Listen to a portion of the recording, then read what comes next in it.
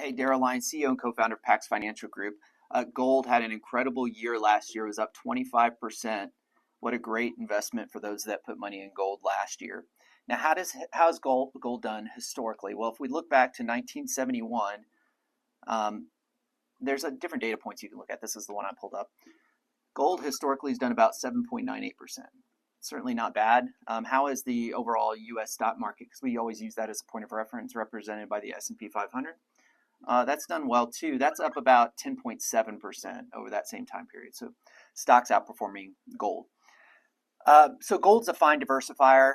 The real question is how do you buy it and then how much? And so there's several different ways that you can buy it. You can buy the bars.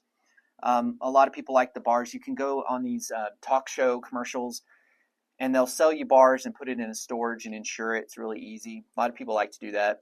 Some people like to buy the coins.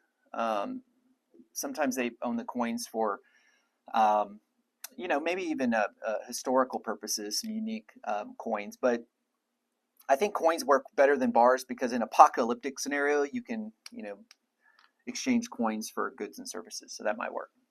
Some people like to buy the mining stocks. And that's an interesting play, usually by sophisticated investors that really know what they're doing. They own the gold mining stocks, and there's an enhanced rate of return you can get from doing it that way. There's also a little bit of risk as well. That's different than traditional gold. ETFs, some people like to buy the ETFs. It's a low-cost way to get the return and risk profile for a diversified portfolio. Exchange-traded funds, low cost. And then finally, mutual funds.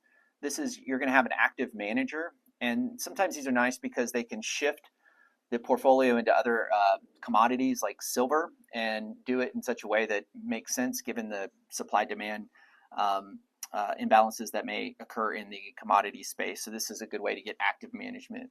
So if you're going to buy, you have choices. I think the main thing is to try to figure out why you're buying. And some people like to buy because it's a diversifier. Some people like to buy it for an apocalyptic scenario. Some people like to buy it for inflation purposes. So define the reason that you want to own gold, and then select the choice from one of these five, and then determine how much you want in there. And typically, it's going to be no more than 5%. So some people are more excited about gold than others, but that's typically a really good, comfortable number. So that way, if you have seasons where it's not doing anything, it doesn't disrupt your plans. And overall, gold could be a piece in your portfolio, but the main thing is think about it in a long-term nature and the purpose. You remember, you think different when you think long-term. Have a great day.